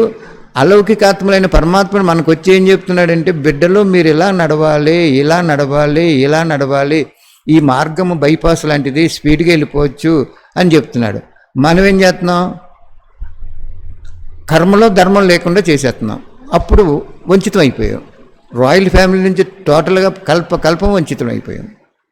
అంటే రాయల్ ఫ్యామిలీకి రావాలి అంటే, 16,108 మాలకు రావాలి అంటే తప్పకుండా కర్మలో ధర్మం ఉండాలి, మస్ట్ అండ్ షుడ్గా ఉండాలి. అర్థమైందా? బాబా చెప్తున్నారు. ఇంక 2 లైన్లు ఉన్నాయి. ప్రవృత్తి మార్గం యొక్క సంస్కారాలు పురుషార్థ జీవితంలో నింపాలి. కాబట్టి ఇప్పటి నుండి ఈ సంస్కారం లేకపోతే సత్యుగంలో నింపుకుంటారా? అక్కడ ఎలాగొస్తాయి మీకు అంటున్నారు బాబా. అద్భుతమైన ప్రవృత్తి మార్గం కదా ఇది. ధర్మము మరియు కర్మ యొక్క ప్రవృత్తి మార్గం, కర్మ మరియు యోగం యొక్క ప్రవృత్తి మార్గం ఇది. అన్నీ ఒకటే, అలాగన్నా ఇలాగన్నా ఒకటే అంటున్నారు. అంటే దీన్ని బట్టి మీరు అర్థం చేసుకోవాల్సింది ఏంటంటే, మిమ్మల్ని ఎక్కడ కూర్చోబెట్టాడో అక్కడ ధర్మం ఉండాలి. ఒకటే గుర్తుంచుకోండి. మాతలను ఎక్కడ కూర్చోబెట్టాడు? వివాహం చేసి వికారాల అగ్ని అనేటువంటి అగ్నిగుండం దగ్గర కూర్చోబెట్టాడు. ఓకే. కన్యలు ఎక్కడ కూర్చోబెట్టాడు? శాంతిగా ఉండేటువంటి ఒక పర్వతాలు, మంచు పర్వతాల మీద కూర్చోబెట్టాడు. అంటే సెంటర్లో కూర్చోబెట్టాడు. వీళ్ళ ధర్మం వేరు, వాళ్ళ ధర్మం వేరు. వాళ్ళ ధర్మం ఏంటి? భర్తను కూడా గౌరవించాలి, ప్రేమతో మలగాలి. అతను తిట్టారు నిన్ను, బొక్కులు కూడా తీసేశారు అనుకోండి, నీ ధర్మం అక్కడ వదలకూడదు. చంద్రమణి ఆవిడ ఏం చేసింది? భర్తతో పాటు శ్మశానంలో కాపలా ఉంది. సత్యహరిశ్చంద్ర దాంట్లో. అలాగే ఎలాగైతే వివాహం చేసుకున్న తర్వాత భర్త ఎటువంటి వాడైనా కానీ అనారోగ్యవంతుడిగా అయిపోయినా, ఆర్థికంగా దెబ్బతినేసినా, ఏ విధంగా వచ్చినా కలిసి ఉంటున్నారా లేదా? విడాకులు చేయట్లేదు కదా. అదేవిధంగా ప్రవృత్తి మార్గంలో ఉండేవాళ్ళు ఈ 2 ఉండాలి. అలాగే సెంటర్లో ఉండేవాళ్ళు కూడా ఈ 2 ఉండాలి. ప్రవృత్తిలో ఉండేవాళ్ళు నివృత్తి కానీ, నివృత్తిలో ఉండేవాళ్ళు ప్రవృత్తి కానీ, ఈ బ్యాలెన్స్ చాలా జాగ్రత్తగా మెయింటైన్ చేసుకోవాలని చెప్తున్నారు బాబా. చాలా లోతైన వాణి ఇది. దాని ఆధారంగానే అసంభవం అనేది సంభవం అయిపోతుంది. లేకపోతే వికారాల అగ్నిలో కాలిపోతున్న మనం గుళ్ళో దేవతలు 2500 సంవత్సరాలు పూజ చేస్తున్నారు మనకి. సత్య త్రేతాయుగంలో కోర్టు ఉండదు అక్కడ, హాస్పిటల్ ఉండదు అక్కడ, పోలీస్ స్టేషన్ ఉండదు అక్కడ. ఈ మూడు ఎందుకుంటున్నాయి ఇక్కడ? అనారోగ్యానికి హాస్పిటల్, గొడవలకి పోలీస్ స్టేషను, ఇలా ఉంటున్నాయి ఇక్కడ. ఇక్కడ విభాగాలు ఉంటున్నాయి ఇక్కడ. కాబట్టి బాగా ఆలోచించుకోండి. భోజనం చేసేటప్పుడు ఏం చెప్తాడు? అది కర్మ. వండేటప్పుడు కర్మ, భుజించేటప్పుడు కర్మ. ఏం చెప్పాడు? నువ్వు ఏ పదార్థం వండేవో నాకు అవసరం లేదు. చాలా బాగా చెప్పారు ఇక్కడ పాయింట్. పదార్థము పారమార్థికంలో మార్చడం అనేది బాబా ఆలోచన, శాసనం. నువ్వు పదార్థాన్ని ఏం చేసావు? మాంసాన్ని మానేసావు, పదార్థం కాయగూరలు పెట్టావు, సాత్విక ఆహారంలోకి వచ్చావు. అంటే ఒక చెడ్డ పనిని మానే మంచి పనిలోకి వచ్చావు. కానీ ఆ మంచి పనిలో నువ్వు ఎంత ఉన్నతవ్యావు, ఇతరులు ఎంత ఉన్నతవ్యారు కావాలి. ఆ మంచి పని ఏంటి? స్మృతిలో వండుకో, స్మృతిలో భుజించు. ఒక్క ముద్దలో కూడా విస్మృతి వస్తే నువ్వు ఎగరలేవని చెప్పారు బాబా. అంచేత భోజనం చేసేటప్పుడు, వండేటప్పుడు స్మృతి ఉండాలి అక్కడ. మనం స్మృతి లేకుండా ఏ పదార్థం వండుకున్నా కూడా పావనం అవ్వలేము. అక్కడ పదార్థం చెప్పరు అక్కడ బాబా. పదార్థాన్ని పారమార్థికంలో మార్చమంటాడు. తిన్నడు ఏం చేశాడు? పక్షుల్ని అంటాటిని పక్షుల్ని కొట్టి కింద బాణంతో తీసుకొచ్చి కాల్చి శివలింగం దగ్గర తిని అన్నాడు. ఆయన శివలింగం దగ్గర పెట్టాడు. అంటే అక్కడ కర్మ అపవిత్రమైంది. అయినా అతను వృత్తి కాబట్టి, ధర్మం అందులో ఉంది కాబట్టి శివుడు స్వీకరించాడు. కంటెంబర రక్తం వస్తున్నప్పుడు బాణంతో పెకలించి మళ్ళీ కొండు పెడతాడు. అంటే దృష్టిని మార్చుకోవాలి మనం. అక్కడ వృత్తి, ఆలోచన మార్చుకోవాలి. పదార్థాన్ని మార్చడం గొప్ప విషయం కాదు. మనం పదార్థాన్ని మార్చాం కానీ ఏమీ మారలేదు. పదార్థాన్ని మార్చాం కానీ మన ఆత్మ ఏం మారలేదు. అంచేత బాబా ఇక్కడ ఏం చెప్తున్నారంటే పదార్థంలో పారమార్థికం నింపాలి.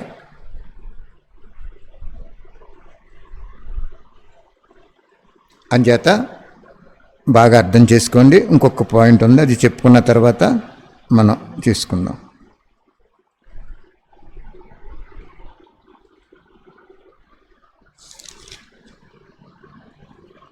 ఏం చెప్తున్నారు బాబా? నెంబర్ 1 టీచర్గా అవ్వాలంటే ముందు స్వయం ధారణ చేసి అప్పుడు ఇతరులకు చెప్పు. నువ్వు ధారణ చేయకుండా ఇతరులకు చెప్పొద్దు అంటున్నారు బాబా. అంత డీప్గా చెప్తున్నారు. నెంబర్ 1 టీచర్గా అవ్వాలంటేనే. మామూలు టీచర్ అయితే నీ ఇష్టం. స్వయం ఆచరించకుండా కేవలం ఇతరులకు చెప్పటం కాదు, ఇతరులకు చెప్పే ముందు అది నాలో ఉందా అని ముందు మీరు చూసుకోండి. ఇతరులకి సహనశీలంగా అవ్వండి అని చెప్పి స్వయంలో ఆ సహనశీలత లేకపోతే వారు టీచర్ కాదు. టీచర్ అంటే ఎలా ఉండాలంటున్నారు బాబా? నువ్వేదైతే చెప్పావో అది నీలో ఉంటేనే వాళ్ళు ఆచరిస్తారో, లేకపోతే నువ్వు చెప్పుకోవడం వేస్ట్ అంటున్నారు బాబా. రామకృష్ణ పరమహంస దగ్గరికి ఒక మాత కొడుకుని తీసుకొచ్చి పంచదార తినేస్తున్నాడు బాబు, ఇతను కొంచెం చూడండి, చాలా ఎక్కువ తినేస్తున్నాడు అని చెప్పారు. ఆయన ఏమన్నారు? 2-3 రోజులు పోయిన తర్వాత రా అన్నారు. ఎందుకు రమ్మన్నారు? ఆయన తీసుకుంటారు పంచదార. ఆయన తీసుకోవడం మానేసిన తర్వాత కొద్ది రోజుల తర్వాత ఆయన చెప్పారు. చూడండి వాళ్ళ దగ్గర ఎంత నీతి ఉందో, భక్తుల దగ్గర ఎంత నీతి ఉందో, భక్తుల్లో ఉండేటువంటి సద్గురువుల దగ్గర ఎంత నీతి ఉందో చూడండి. మనకు సద్గురువు వచ్చినా కూడా మనం జ్ఞానం సిలువుగా దొరికేసింది. డబ్బు ఖర్చు పెట్టక్కర్లేదు, స్కూల్కి వెళ్ళక్కర్లేదు, డొనేషన్స్ లేవు, అడిగేవాడు ఎవరు లేరు. నువ్వు ఈ వాణి చదువుకున్నావు కదా, దారం చేసావని అడిగేవాడు లేరు. అంచేత మనకు చీప్ అయిపోయాడు బాబా. అందుకే ఇక్కడ బాబా చెప్తున్నాడు, ఇతరులకు సహనశీలంగా అవ్వండి అని చెప్పి స్వయంలో లేకపోతే వారు టీచర్ కాదు. టీచరు అంటే శిక్షకులు, శిక్షణ ఇచ్చేవారు. స్వయం శిక్షణా స్వరూపులుగా కాకపోతే యథార్థ టీచర్ అన్నారు. కాబట్టి సదా ఈ సూక్తి స్మృతిలో ఉంచుకోండి. శిక్షకులు అంటే శిక్షాస్వరూపులు మరియు సమానత ఉంచుకునేవారు. ఇప్పుడు లక్షణాలు కలిగిన టీచర్స్ని తయారు చేయాలి.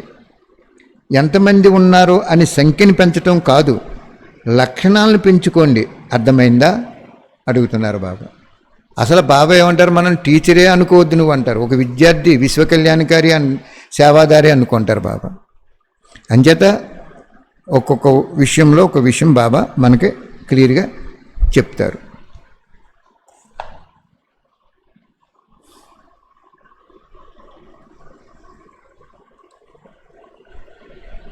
టీచరు అంటే నువ్వు ధారణ చేసిన తర్వాతే వాళ్ళకి చెప్పు, లేకపోతే నువ్వు సామాన్యమైన టీచరు అలా ధారణ చేసి చెప్పడంలో నెంబర్ 1 టీచర్ అయిపోతావు అని చెప్పారు బాబా.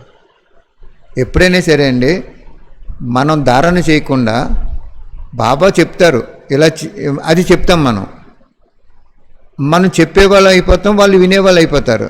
అది నువ్వు ఆచరించి చెప్తే వాళ్ళు కూడా ఆచరిస్తారు, అక్కడ డెఫినెట్గా ఆచరిస్తారు. అక్కడ ఆ ప్రభావం ఆటోమేటిక్గా పడిపోద్ది. అక్కడ ఏం చేద్దంటే తరంగాలు కూడా మనతోటి వైబ్రేట్ అవుతుంటాయి. ఇప్పుడు మనం మైక్లో చెప్తున్నాం, ఇక్కడ యూట్యూబ్లో చెప్తున్నాం. యూట్యూబ్లో ఏదో ఒక సిస్టమేటిక్గా చెప్పేసి వెళ్ళిపోయామనుకోండి, అదే వెళ్తుంది. అందులో భగవంతుడు 45 సంవత్సరాల క్రితం చెప్పిన వాణి ఈరోజు యూట్యూబ్ ద్వారా చాలామందికి చెప్పించున్నాడు బాబా. మనం ఇక్కడ ఇన్స్పైర్ అయ్యి ఆయన ఆహ్వానం చేసుకుని, బాబా నువ్వు కూడా నీ శక్తి ఇచ్చి చెప్పు అన్నప్పుడు బాబా శక్తి ఈ వాక్యాలతో పాటు మీ హృదయంలోకి వెళ్ళిపోద్ది. అదే ధర్మం, అదే కర్మ. వాణిలో లీనమై చెప్పినప్పుడు వినేవాళ్ళు లీనమైపోతారు. వాణిలో ఏదో అయిపోయిందిలే చెప్పేద్దాం ఒక నవలగా చదువుకున్నప్పుడు వాళ్ళు కూడా వినేసి ఎప్పుడు వెళ్ళిపోదాం, మన ఇంటి దగ్గర ఆ పనులు ఉన్నాయి ఈ పనులు ఉన్నాయి అని అనుకుంటారు. అంచేత నువ్వు ఆధారమూర్తి అవేవి అక్కడ. ఎవరికి? పరివారానికి. పరివారం ఎవరు? రేపు నీకు నువ్వు ఎవరిని తయారు చేసుకుంటావో అటువంటి కుటుంబం వస్తుంది నీకు. నువ్వు పరివారాన్ని పావనంగా, పవిత్రంగా, శక్తి స్వరూపంగా, జ్ఞాన స్వరూపంగా, నీతి నిజాయి స్వరూపంగా నువ్వు ఉండి వాళ్ళని తయారు చేస్తే వాళ్ళే నీకు ప్రతి జన్మలో వచ్చి సుఖానుభూతులు ఇస్తారు. ఇక్కడే నీకు ఏమో పరివారానికి పడకుండా పరివారం పైకి వచ్చేస్తే మేమేమైపోతామని మీరు ఇలాగ రకరకాల ఆలోచనలో నీ పరివారాన్ని నువ్వు తయారు చేసుకుంటే బాబా ఏమంటాడు, నేనే నిమిత్తాన్ని అంతే. మీరు ఆడుకునే ఆటలో నేను రెఫరీగా ఉండి మార్కులు వేసి ఎవరి దగ్గర చెప్తాను అని చెప్తాడు బాబా. బాబా ఎలాగ రారు కదా మరి మనకు కూడా. అందుచేత ఈరోజు బాబా ధర్మము మరియు కర్మ 2 కలిసి ఉండటము సంగమయుగం యొక్క విశేషత. ఆ ధర్మము లేకపోతే కర్మలో గనక నేను నీకు లభించను, నాలో లీనం అవ్వలేవు. నువ్వు ఎంత యోగం చేసినా ఏమి చేసినా, నువ్వు ఎన్ని పత్యాలు చేసినా ఏమీ లీనం అవ్వలేవు. ఇక్కడ ఎప్పుడైతే లీనం అవ్వలేదో నువ్వు అక్కడ లక్ష్మీనారాయణలో అవ్వలేవు. లక్ష్మీనారాయణలో అవటమే కాదు, రాజ్య పదవి పొందటమే కాదు, రాజ్య కుటుంబంలో కూడా రాలేవు అని చెప్పి ఇప్పుడు పరిశీలించండి మీరు. మొత్తం మన సంస్థలో మహారథి నుంచి విద్యార్థి వరకు పరిశీలింటే ఎవరు ఎక్కడొస్తారో మీకు తెలిసిపోద్ది. అర్థమైందా? అప్పుడు మనం ఏం చేయాలంటే అటువంటి వాళ్ళతో సాంగత్యం చేయకూడదు. మాయపై దయ చూపించకూడదు. మాయని తెలిసినప్పుడు నువ్వు దాన్ని దయ చూపించావనుకో నష్టపోతావు నువ్వు. ఇప్పుడు రోడ్డు పక్కనే ఏదో ఉంది అక్కడ చిన్నదే. ఇప్పుడు ఈ రోజుల్లో ఎలా ఉన్నాయి, రోడ్డు పక్కన ఏది దొరికినా మనం చేయకూడదు, అవి బాంబింగ్లు ఉంటున్నాయి ఇక్కడ. సరే ఏదో దొరికిందిరా నువ్వు తీస్తే ఆ బాంబు పేలిపోయి మనకి దెబ్బలు తగులుతున్నాయి. అలాగే మహారథిలాగా అయితే విద్యార్థి వరకు వీళ్ళు శ్రీమతంలో మన్మతం కలిపి చెప్తున్నారు. లేదు కర్మలో ధర్మం లేదు అని నీకు తెలిసినప్పుడు నువ్వు వాళ్ళతో సాంగత్యం చేస్తే వాళ్ళు మనలో పోసైపోతావు. నువ్వు నోకొచ్చినది. అందుకే ఇక్కడ బాబా ఏం చెప్తారంటే అపకారి ఆత్మ కూడా ఉపకారం చేయి అంటాడు. సంస్కారాలు కలుపుకో అని అంటాడు. అందరి మీద శుభభావన పెట్టుకో అంటారు బాబా. కానీ మళ్ళీ ఏం చెప్తారు ఇంకో వాణిలో, ఆపకాష్ట బ్రాహ్మణ్తో స్నేహం చేయకు, అది నేను మంజూరు చేయను అంటారు బాబా. ఒక వాణిలోనేమో అందరినీ కలుపుకోమంటున్నారు, ఇంకో వాణిలో ఏం చెప్తున్నారు, వీళ్ళ ఆపకాష్టు వీళ్ళతో స్నేహం చేయకు, స్నేహం చేయమన్నాను కదా అని చెప్పి స్నేహం చేస్తే ఆ స్నేహం నేను మంజూరు చేయనన్నారు. మరి ఒకే భగవంతుడు ఆ పాయింట్లో రెండు విభిన్నంగా చెప్పుకొచ్చాడు. ఒకటేమో కలుపుకోమన్నాడు, ఒకటేమో విడిపోమంటున్నాడు అక్కడ. అంచేత అక్కడ సందర్భం ఏంటంటే, ఆతల వ్యక్తులు మాయకి వశమయ్యి కర్మలో ధర్మం లేదని నీకు తెలిసినప్పుడు మనస్సులో శుభభావన పెట్టుకో. అయ్యో బాపు ఇంత కష్టపడ్డారు వీళ్ళందరూ, మహారాజు అయినా ఎవరైనా, కానీ పాపం కర్మలో ధర్మం లేకపోవటం ఇలాగ అయిపోయారని మనస్సులో దయాహృదయము కళ్యాణకారి భావన ఉండాలి. కానీ కర్మలోకి వచ్చేటప్పుడు నువ్వు కలిసేవనుకోండి, ఏమైపోద్దంటే ఆ మాల్లోకి వెళ్ళిపోతావు. అందుకు ఇక్కడ కట్ చేశాడు అక్కడ పాయింట్. అర్థమైందా పాయింట్? ఇంకా క్లియర్గా చెప్పాలా? ఇప్పుడు ఒక బ్రాహ్మణాత్మ ఈ విషయాలన్నీ మనకి జ్ఞానం అంతా తెలియనప్పుడు, ఇంత లోతుగా అర్థం అవునప్పుడు అందరం కలిసి ఉన్నాం, ఏదో కారణం చేత కలిసి ఉన్నాం. తర్వాత నీకు తెలిసిపోయింది ఈ బ్రాహ్మణాత్మ కర్మలో ధర్మం లేదు అని.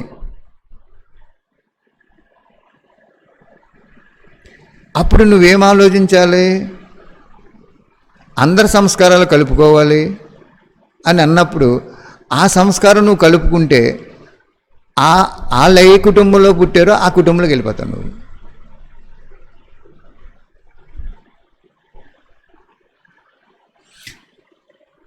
అప్పుడు బాబా ఏం చెప్తున్నాడు? బాబా హృదయంలో దయ ఉండాలి, కర్మలో అతీతం అవ్వాలి. ఇప్పుడు ఎవరైనా బాగా డ్రింక్ చేస్తున్నారు, ప్యాకెట్ ఆడుకుంటున్నారు, అక్కడంతా న్యూసెన్స్గా ఉంటున్నారు అనుకోండి, మీరు అలా వెళ్తూ బాబా పాపం వీళ్ళు నీ పిల్లలే కదా, వీళ్ళు మంచి మార్గంలోకి వస్తే బాగున్ను, ప్రవృత్తి మార్గంలోకి వస్తే బాగున్ను, నివృత్తిలో ఉన్నారు, వీళ్ళు ఏమీ లేకుండా అయిపోయారు, ఈ మనసులో ధారణ చేసుకుంటూ వాళ్ళని చూసినప్పుడు నీకు దయాహృదయము కళ్యాణకారి భావన రావాలి. అలా కాకుండా నువ్వు వెళ్ళి అక్కడ కూర్చున్నావు అనుకోండి, వాళ్ళని మారుద్దామని కూర్చుంటే నువ్వు మారిపోతావు. అక్కడ కర్మలోకి వచ్చేటప్పటికి అక్కడ కూర్చుని అలాగ నువ్వు ఇలా సంకల్పం చేయకుండా, దయాహృదయం లేకుండా, కళ్యాణకారి భావం లేకుండా మనం కూడా కూర్చుని మారుద్దాం, సంకల్పం లేకుండా మారుద్దాం అనుకున్నప్పుడు వాళ్ళ కర్మ నీ మీద పడిపోయి నువ్వు కూడా అలా తయారైపోతావు. అందుకు బాబా ఇక్కడ డబల్ వాణి చెప్పాడు. జాగ్రత్త, ఇంకా అనాలిసిస్ రిపోర్ట్ ఇవ్వచ్చు కానీ చాలా టైం పెట్టేస్తుంది. అనాలిసిస్ రిపోర్ట్ ఇవ్వాలంటే ఏంటంటే అండి, చూడండి నూనె రిఫైన్ చేస్తారు అలాగే బాబా ఏం చెప్పాడు? ఆపకాస్ట్ బ్రాహ్మణ్తో స్నేహం చేయకు, దాన్ని నేను మంజూరు చేయను. మాయమాల పూసలో కనుక నువ్వు మని అవుతే విజయమాల నుంచి శాశ్వతంగా తొలగిపోతావు అని చెప్పాడు. మాయమాల అంటే ఎవరు? బాబా పిల్లల్లో లోపల ఒకటి ఉంచుకుని బయట ఒకటి మాట్లాడి పైకి సుందరంగా కనపడి లోపల నాశనం చేసే వాళ్ళలాగా ఉంటారని చెప్పాడు. ఇంకా చెప్పాడు క్లారిటీ. అటువంటి వాళ్ళతో కానీ నువ్వు స్నేహం చేస్తే మాయమాల్లో పూసల వాళ్ళకి మాయ వలన వరదానం లభించింది. ఆ మాయమాల్లో పూసలో ఆ మాయమాలతో నువ్వు స్నేహం చేస్తే విజయమాల నుంచి శాశ్వతంగా తొలగిపోతావు అన్నారు బాబు. మళ్ళీ ఇంకో వాణిలో ఏం చెప్తారు? అపకారి ఆత్మకి ఉపకారం చెయ్యి, వాళ్ళు ఎటువంటి వాళ్ళైనా నువ్వు అది చూడకుండా నువ్వు ఉపకారం చేయి అంటాడు. నువ్వు ఉపకారం చేద్దామని వెళ్ళినా కానీ వాళ్ళు దాన్ని ఆ ఉపకారాన్ని సద్వినియోగం చేసుకోరాలి అక్కడ. అంచేత కర్మలోకి వచ్చేటప్పటికి దూరంగా ఉండాలి. ఆ విషయంలో ఆ దృష్టిలో సంకల్పంలో ధర్మం ఏంటంటే, అయ్యో పాపం వీళ్ళు కూడా ఇలా అయిపోయారు, ఇన్ని సంవత్సరాలు జ్ఞానంలో ఉన్నారు, లాస్ట్ని ఎలా అయిపోయారు, అలా అయిపోయారు బాబా అని సంకల్పంలోని దృష్టిలో కర్మ శ్రేష్టంగా ఉండాలి. సాంగత్యంలోకి వచ్చేటప్పటికి కర్మకు దూరంగా ఉండాలి. అర్థమైందా? అంచేత ఇక్కడ ఈరోజు మనకు వాణి ఏం చెప్పారు అంటే అండర్లైన్ పాయింట్ చేసుకోండి. ఏమని? సంగమ యుగము అద్భుతమైన యుగము, అసంభవాన్ని సంభవం చేసే యుగము. ప్రవృత్తిలో ఉంటూ కూడా నివృత్తిలో ఉంటూ కూడా ప్రవృత్తి మార్గం అవలంబించే వాళ్ళు స్వర్గం వచ్చేస్తారు, బాబా హృదయ సింహాసనంలో ఉంటారు. చెప్పారు కదా బాబా, పాండవులు వికారాల పరిస్థితిలో ఉంటూ కూడా అట్లకి అతీతంగా ఉండి ఎక్కువ మార్కులు తెచ్చుకుంటారు. పాండవులు అంటే బాబాకి చాలా ఇష్టం అని చెప్తారు బాబా. ఓకే, కాబట్టి సమయం సమీపంగా వస్తుంది. అంచేత మీరు నియమం ఉంచుకోండి, ఎవరిని ఏది అడగకండి. మీరు బాబాని అడగండి, బాబా దగ్గర కూర్చోండి, బాబాని ప్రేమతో అడగండి. అప్పుడు ఆయన చెప్తాడు, సలహా ఇస్తాడు మీకు. పలానా వాళ్ళని అడుగు, లేకపోతే నేను వాళ్ళ ద్వారా చెప్తాను, నీకు ఇప్పుడు నేను చెప్తుంది క్యాచ్ అవ్వట్లేదు అడుగు, లేదంటే మీకు క్యాచ్ అయిపోద్ది. అర్థమైందా? అంచేత అడిగే అవకాశం అనేది దేనికి తీసుకోకూడదు. మనం ఏ విషయంలో కూడా ఎవరిని అడగకుండా ఉన్నప్పుడు భగవంతుడు మనకన్నీ ఇస్తాడు. అడిగి నువ్వు అవకాశం తీసుకున్నప్పుడు ఆయన ఏమనుకుంటాడంటే నాకు చెప్పకుండా అడుగుతున్నాడు కాబట్టి ఆ ఆత్మకి ఎంత శక్తి ఉంటే అంతే ఇస్తారు. ఈయన సర్వశక్తివంతుడు, వాళ్ళు శక్తిహీనులు. నిజం చెప్పాలంటే శక్తిహీనులు నువ్వు అడిగితే నీకేం శక్తి ఇస్తారు? సర్వశక్తివంతుడిని చెప్తే సర్వం ఇస్తాడు ఆయన. బాబాని అడగటం వేరు, చెప్పటం వేరు. బాబా నా పరిస్థితి ఎలా ఉంది బాబా అని చెప్పటం ధర్మం, అది అడగటం ధర్మం కాదు. ఇప్పుడు మీ భర్త నీసు మాంసాలు తెచ్చి వండి పెట్టమన్నాడు, లేకపోతే నీకు ఇంట్లోంచి గెంటేస్తాను అన్నాడు అనుకోండి, అలాంటి జరిగిన ఇన్సిడెంట్లో. అప్పుడు ఇక్కడ బాబా ఏం చెప్తాడు? ఆయనకి సమస్య అవ్వకూడదు, నువ్వు సమస్యలో చిక్కుకోకూడదు అంటాడు. అంటే ఆయన వండి పెట్టాలి మీరు అక్కడ. బాబాకి చెప్పాలి, బాబా నాకు ఇష్టం లేకపోయినా ప్రవృత్తి మార్గంలో నివృత్తి మార్గంలోంచి ప్రవృత్తి మార్గంగా ఉండటం కోసం నువ్వు సంభాళించమన్నావు కాబట్టి ఆయనకు వండి పెడుతున్నాను అని చెప్పాలి. అప్పుడు తర్వాత భర్త ఏం చేస్తారంటే మారిపోతారు. ఆయన అక్కడ నీ సంకల్పాన్ని బట్టి, నీ కర్మను బట్టి ఆతలో మారుతారు తప్ప నీ మాటలను బట్టి మారరు. నేను అది మానేసాను ఇది మానేసానంటే మారరు. ఎవరికి ఎంతంత ప్రేమ ఇచ్చుకుంటూ వెళ్తావో అంతంత వాళ్ళు మారిపోతారు. ఆ ప్రేమ ఇవ్వటంలో కూడా నీకు నిస్వార్థ ప్రేమ ఉండాలి. ఏ వ్యక్తికి ప్రేమ ఇచ్చినా నిస్వార్థమైన ప్రేమ ఉండాలి. ఇప్పుడు బాబా పిల్లలు కొంతమంది చాలా పూర్ పొజిషన్లో ఉన్నారు, స్థూలంగా కూడా. అప్పుడు మనం ఏం చేయాలి? అంత స్థూలంగా పూర్ పొజిషన్లో ఉన్నప్పుడు కొంత హెల్ప్ చేయొచ్చు, తప్పులేదు అక్కడ, బాబా బిడ్డ కాబట్టి.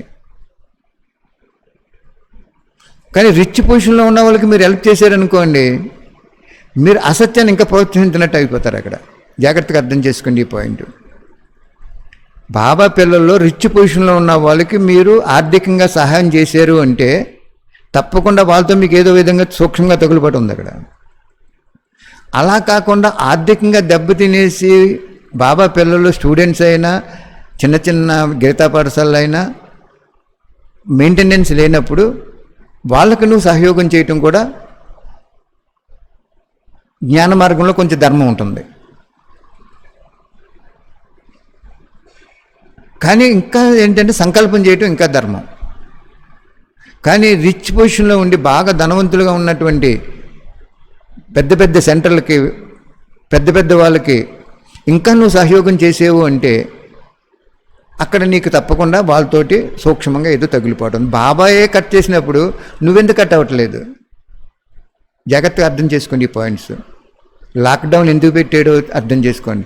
లాక్డౌన్ అంటే బ్రాహ్మణాత్మలకి ప్రిపరేషన్ హాలిడేస్, ప్రిపేర్ అవ్వటానికి హాలిడేస్. ఫ్రీ అవ్వడానికి హాలిడేస్ కాదు అక్కడ.